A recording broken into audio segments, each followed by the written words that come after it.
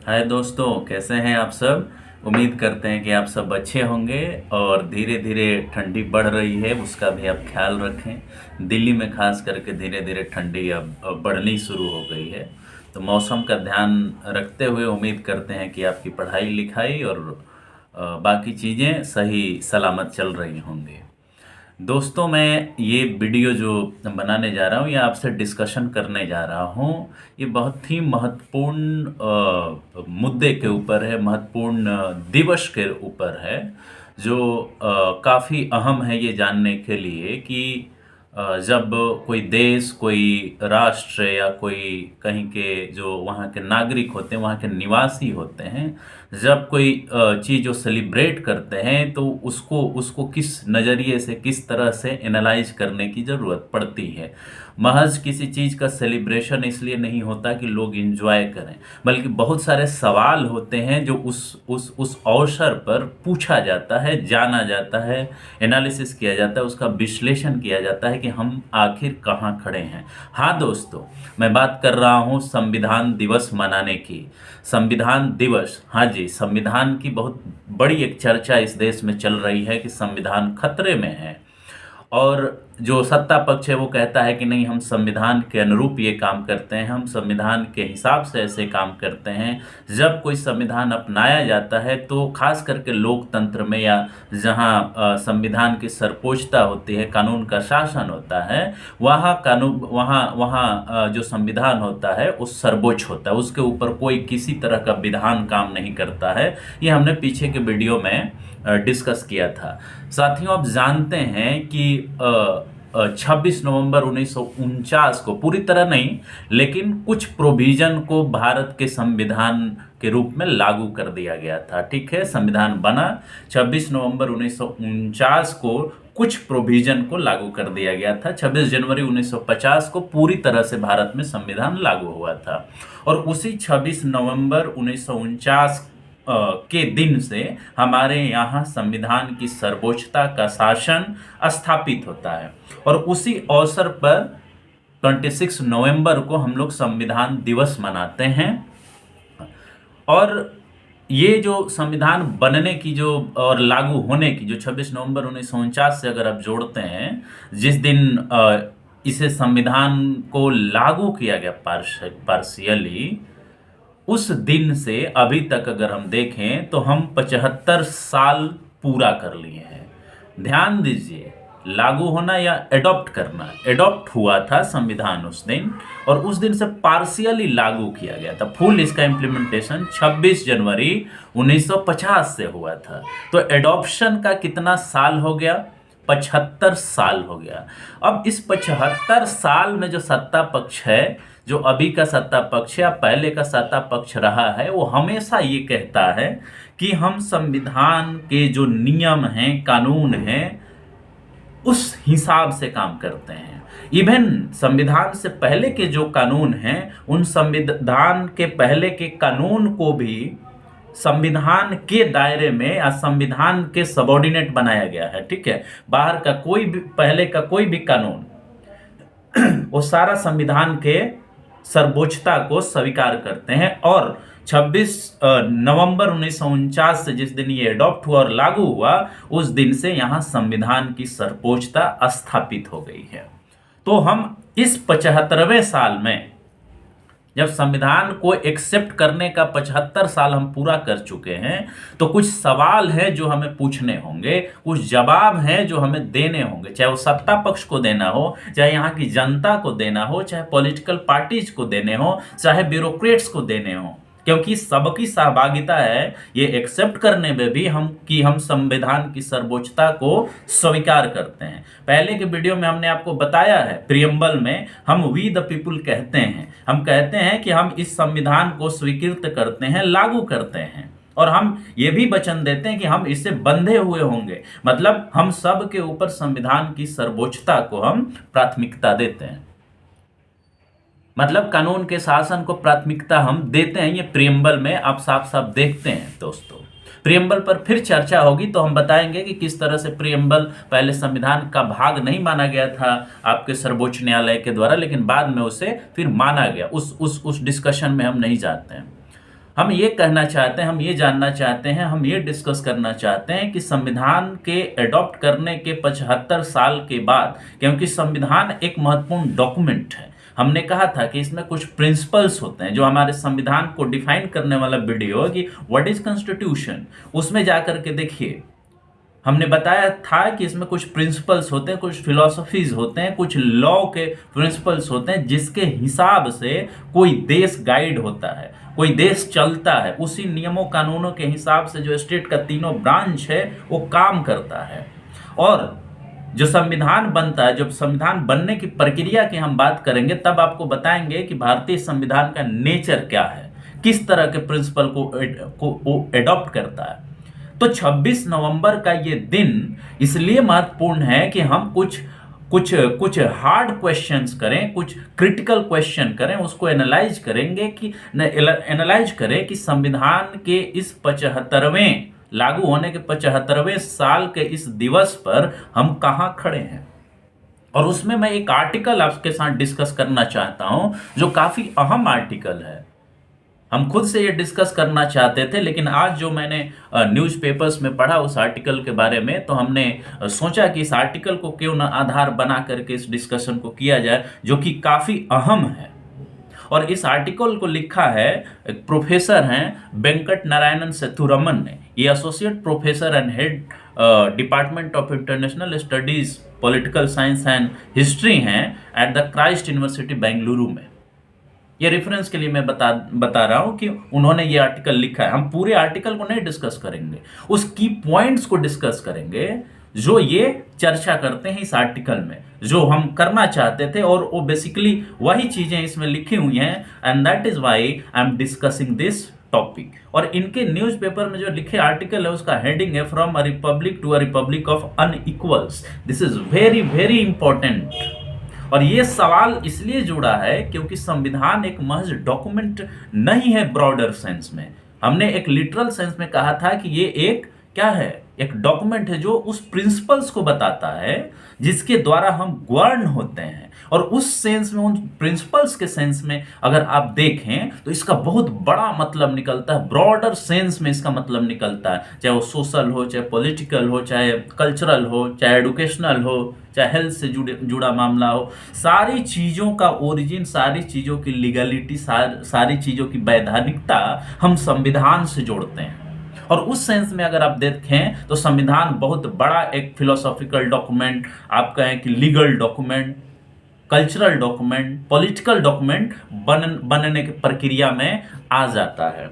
और इस आर्टिकल में सबसे की पॉइंट ये डिस्कस किया गया है, और मैं भी आपके सामने वो एम्फसाइज करना चाहता हूं कि जो संविधान है, वो संविधान जब बना या बनने की जो प्रक्रिया उसकी थी, उस समय वह एक आइडियोलॉजिकल फ्रेमवर्क में एक पार्टिकुलर कंटेक्स्ट में बना था। हम जानते हैं कि संविधान बनाने से पहले भारत के लोगों ने, भारत के नेताओं ने, हमारे पूर्वजों ने एक लंबी राजनीतिक लड़ाई लड़ी राष्ट्रीय आंदोलन का। और उन सारे उन परिस्थितियों में, उस लड़ाई के बदौलत हम एक संविधान के निर्माण की प्रक्रिया तक पहुंचे और अल्टीमेटली हमने संविधान बनाया। कहने का मतलब ये है कि जो भारत का संविधान है, भारत के संविधान का एडॉप्ट होना है, लागू होना है, वो एक ऐतिहासिक राजनीतिक प्रक्रिया की उपज है। ये बात आपको समझना होगा। यही चीज इसमें डिस्कस करते हैं प्रोफेसर वेंकट नारायण सेथुरमन, और कहते हैं कि यह संविधान, जो आज का संविधान है, इसमें कुछ लक्ष्य थे, इसमें कुछ आइडियोलॉजिकल चीजें थी, और उस आइडियोलॉजिकल चीजों के तहत ये बनाया गया था। क्या कहते हैं? वो कहते हैं कि ये जो संविधान है, या संविधान के दौरान कंस्टिट्यूएंट असेंबली का जो डिबेट है, उस डिबेट में डिफरेंट आइडियोलॉजिकल स्पेक्ट्रम के लोग शामिल थे, चाहे वो लेफ्ट हो, चाहे राइट हो, चाहे सेंटर हो। और सब लोगों ने मिल करके एक ऐसी political identity, India constitutional identity create करी जिसमें सारे स्पेक्ट्रम के लोग, आइडियोलॉजिकल डिफरेंसेस के लोग शामिल होकर के काम करेंगे। किसके लिए? भारत के लिए। ये बात ये आगू करते हैं ये आर्ग्यू करते हैं कि ये संविधान जो होगा वो लिबरल प्रिंसिपल्स पर, जिसमें इंडिविजुअल लिबर्टी को सबसे सेंटर में रखा जाएगा, ताकि वो अपने इंडिविजुअल लिबर्टी के माध्यम से अपना विकास और साथ ही साथ समाज और राष्ट्र के विकास को सुरक्षित कर सके। लिखा हुआ है, the constitution makers accepted the liberal framework but wanted the state to play a positive role in intervening and reducing inequality due to poor social indicators at the time of independence। इस line का मतलब क्या हुआ? इस line का मतलब ये हुआ कि जो पार्ट 3 में संविधान के भाग 3 में जो फंडामेंटल राइट्स दिए गए हैं उसको कहा जाता है, वो सारे लिबरल आइडियाज जो हैं डेमोक्रेसी के या राइट्स के, उस पर आधारित हैं। वो इंडिविजुअल लिबर्टी की बात करते हैं, इंडिविजुअल की बात करते हैं, उनके राइट्स की बात करते हैं। उसे निगेटिव राइट कहा जाता है क्योंकि वह किसी व्यक्ति या किसी एंटिटी के खिलाफ दी गई है, राज्य के खिलाफ वो आपको अधिकार दिए गए हैं, इसीलिए उसको निगेटिव राइट कहा जाता है। और ये सारा लिबरलिज्म पर आधारित है। इंडिविजुअल को लिबर्टी दी गई है, आर्टिकल 21 देख लीजिए, आर्टिकल 14 देख लीजिए, आर्टिकल 19 देख लीजिए। ये लिबरल राइट्स हैं, लिबरल आइडियाज से आते हैं।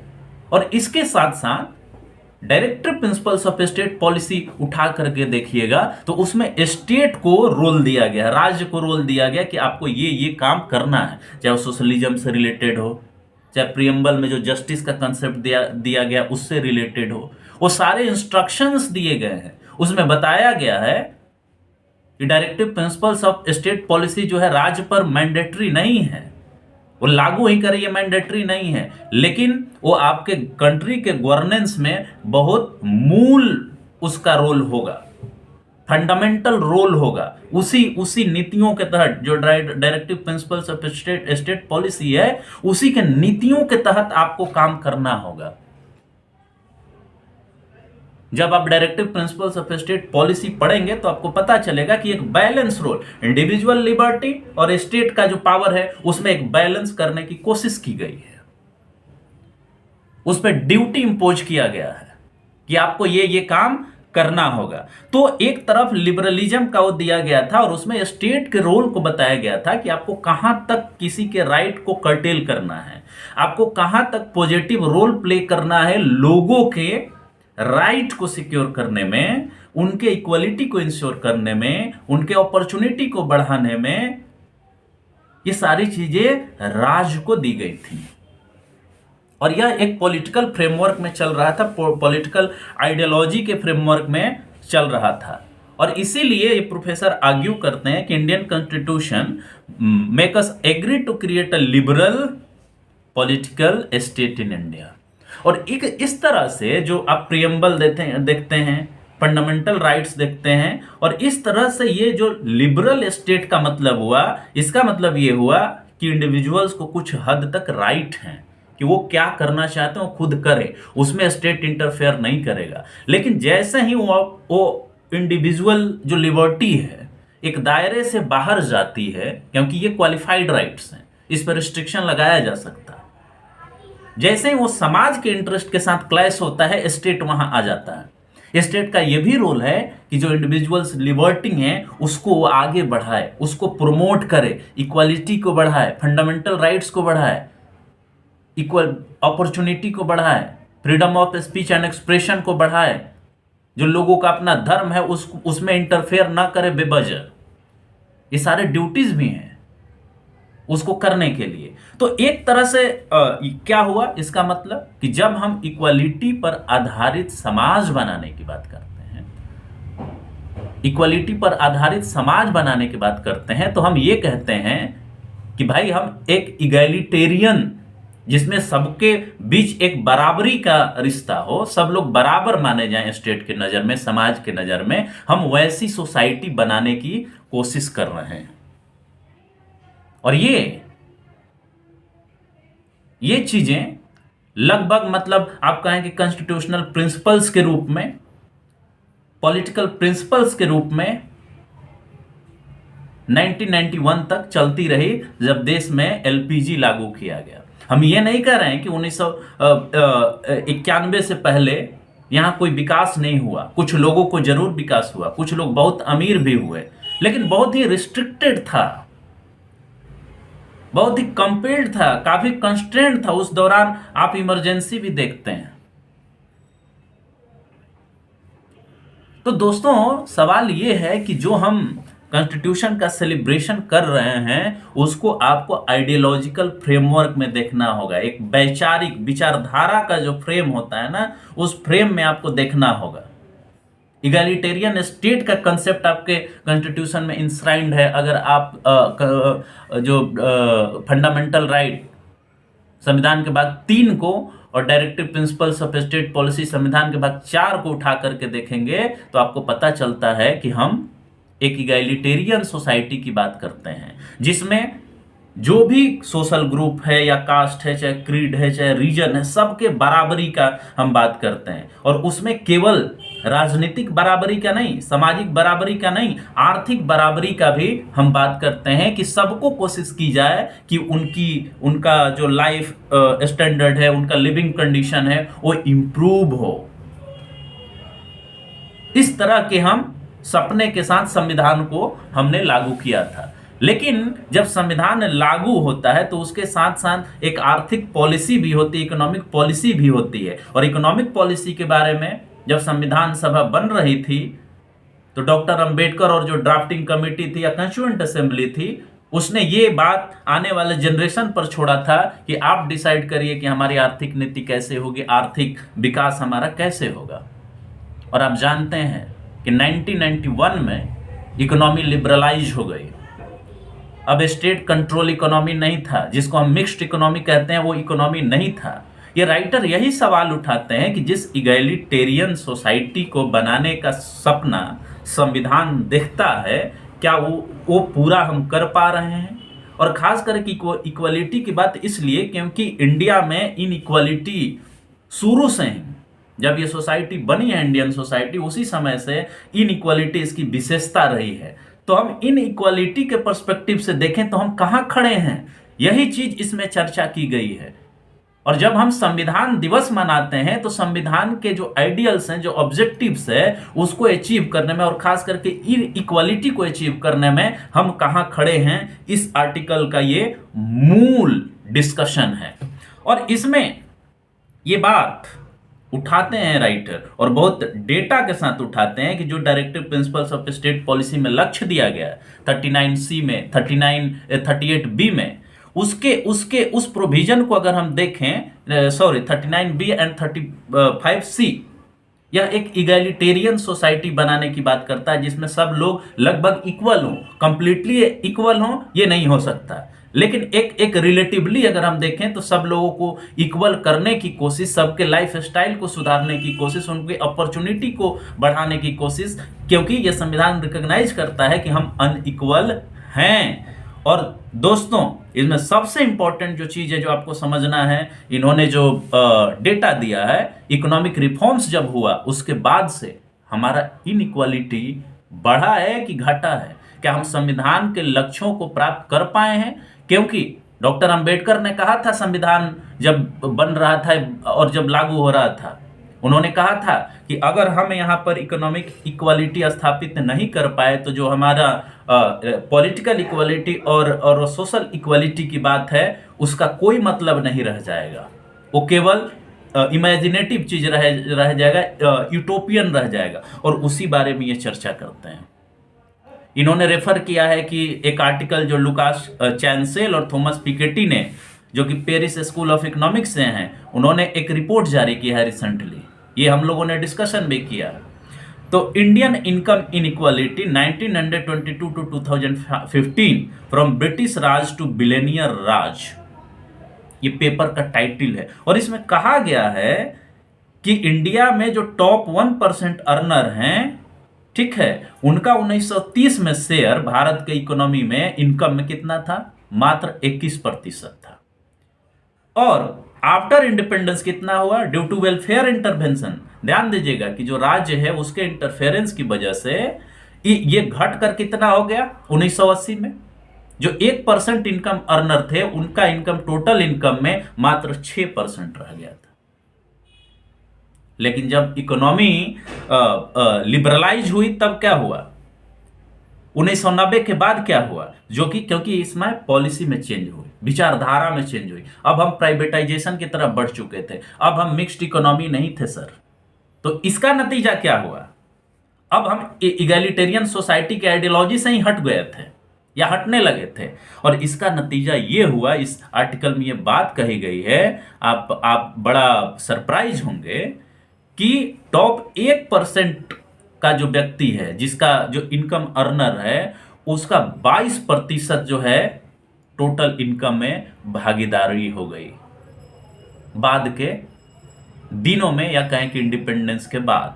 जैसे इंडिपेंडेंस आया वो 22% तक चला गया। और they reiterated inequality status in the recent research in 2024 में वो लोग कहते हैं कि 1% जो 1% of income and wealth share have reached 22.6% and 40.1% by 2022-23 which is considered very high. मतलब 1% इनकम अर्नर के पास यहां पर इनकम से, टोटल इनकम में 40% से ऊपर 22-23 में चला गया है।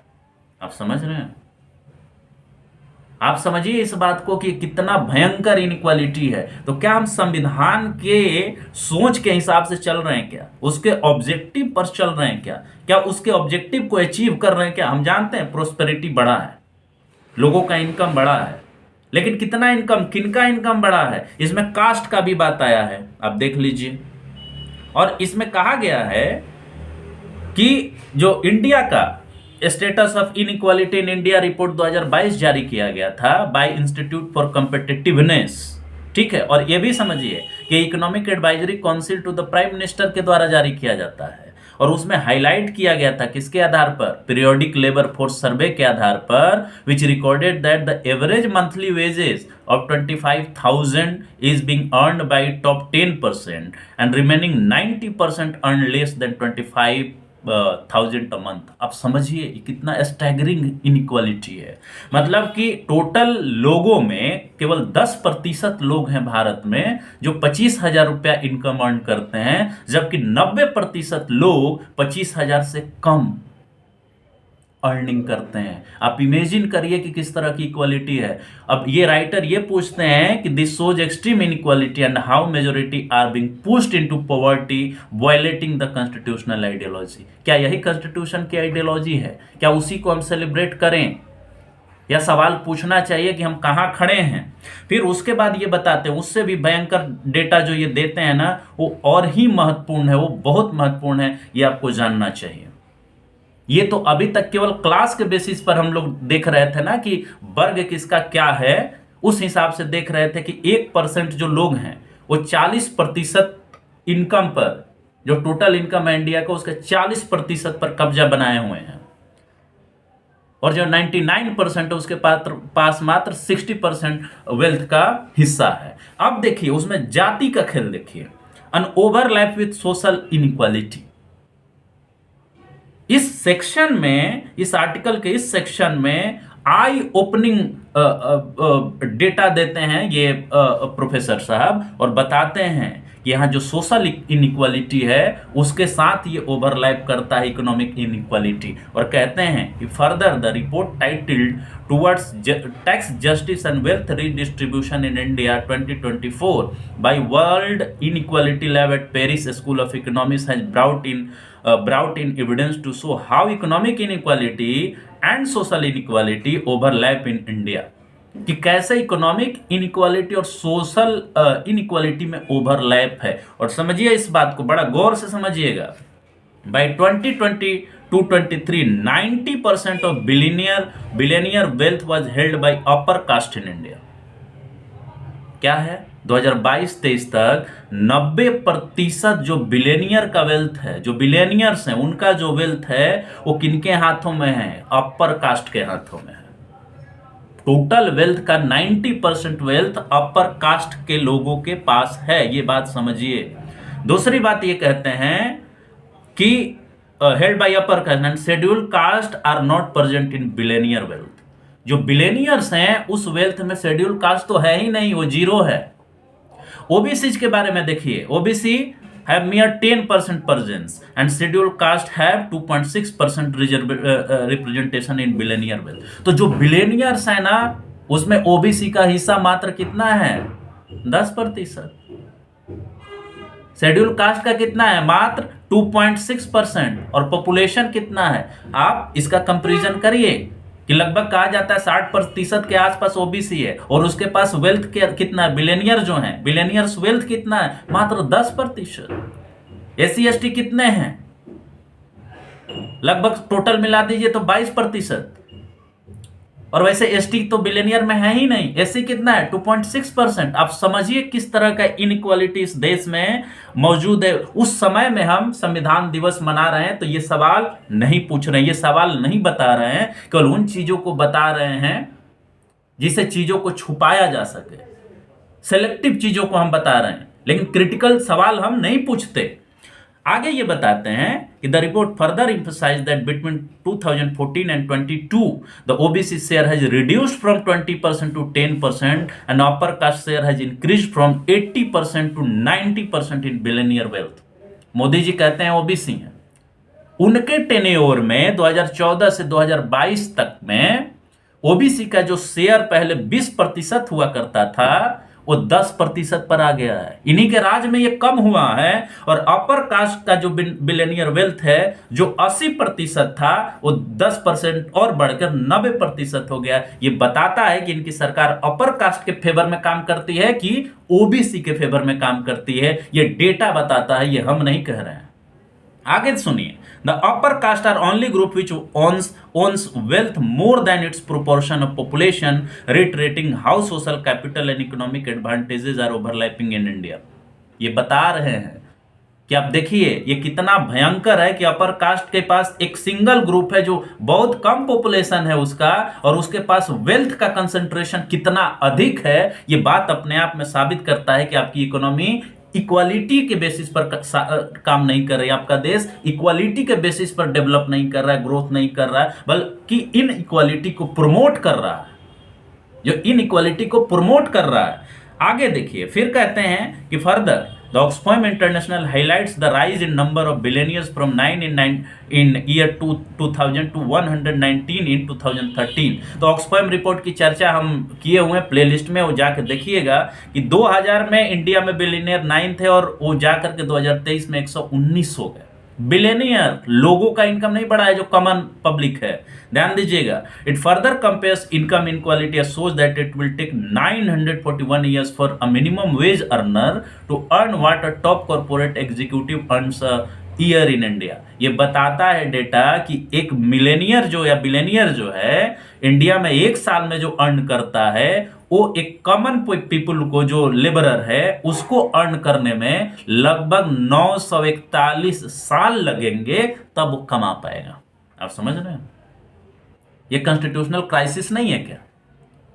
लेकिन इस कॉन्स्टिट्यूशनल क्राइसिस पर टीवी डिबेट में बैठने वाले, पेपर में लिखने वाले लोग इस पे सवाल नहीं उठाते हैं। सरकार से सवाल पूछने वाले लोग ये सवाल नहीं उठाते कि हम कहां खड़े हैं, हमारा वर्कर कहां खड़ा है, हमारा मजदूर कहां खड़ा है। हम ये सवाल नहीं उठाते। और आर्टिकल के लास्ट में कहते हैं कि the constitutional vision of creating an egalitarian social order by minimising income inequality and eliminating social inequality is under threat from neo liberal ideological order.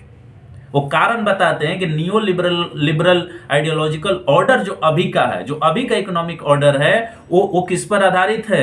Neo liberal ideological order पर आधारित है, neo liberal ideology पर आधारित है, और वह inequality को promote करता है। और आने वाले समय में अगर ये ऑर्डर नहीं बदलता है तो संविधान का उद्देश्य और ऑब्जेक्टिव फेल होते हुए दिख रहा है। ये इनका आर्गुमेंट है, और ये कॉन्स्टिट्यूशनल आइडियोलॉजी को वायलेट करेगा। और इसी तरह से उनका कहना है कि जब तक आप इनइक्वालिटी को खत्म नहीं करेंगे, इक्वालिटी को प्रमोट नहीं करेंगे, तो बाबा साहब अम्बेडकर के वर्ड्स में आने वाले समय में ये संविधान का क्या होगा? Socio economic inequality will put political democracy in peril. हमने शुरू में जो कहा था कि डॉक्टर अंबेडकर ने कहा था कि अगर आप इकोनॉमिक इक्वालिटी नहीं श्योर कर पाते हैं तो पॉलिटिकल और सोशल इक्वालिटी या सोशल जस्टिस या पॉलिटिकल जस्टिस का कोई मतलब नहीं है संविधान के द्वारा गारंटी देने का। इसलिए दोस्तों, इस आर्टिकल को भी पढ़िए और जो हमने डेटा बोला उस डेटा को वेरीफाई कर लीजिए, आप उस पर डिबेट करिए, डिस्कशन करिए कि हम संविधान दिवस के दिन कहां खड़े हैं 75 साल में। क्या हम वो सोसाइटी बना रहे हैं जो संविधान में बोला गया था? क्या वो सोसाइटी बना रहे हैं जो संविधान ने देखा था, जो सपना देखा था? क्या उस तरफ हम बढ़ रहे हैं जिस तरफ संविधान ले जाना चाहता था? या संविधान राजनीतिक उद्देश्यों को पूरा करने, आइडियोलॉजिकल उद्देश्यों को पूरा करने का, जिसमें कुछ खास लोगों का बेहतरी हो, जिसमें कुछ खास लोगों को बहुत ज्यादा आर्थिक फायदा मिले, उसकी तरफ जा रहा है? क्या संविधान खतरे में है इस सेंस में? ये समझने की जरूरत है। और इसी के साथ दोस्तों, वीडियो लंबा हो जाएगा, हमें इजाजत दें अपनी बात को खत्म करने का। नमस्कार, धन्यवाद। वीडियो देखें, शेयर करें, डिबेट करें, डिस्कशन करें और बताएं कि और क्या हम वीडियो बनाएं आपके लिए। तो इसके साथ मैं अपनी बात को समाप्त करता हूं। नमस्कार, धन्यवाद, जय हिंद, जय भारत।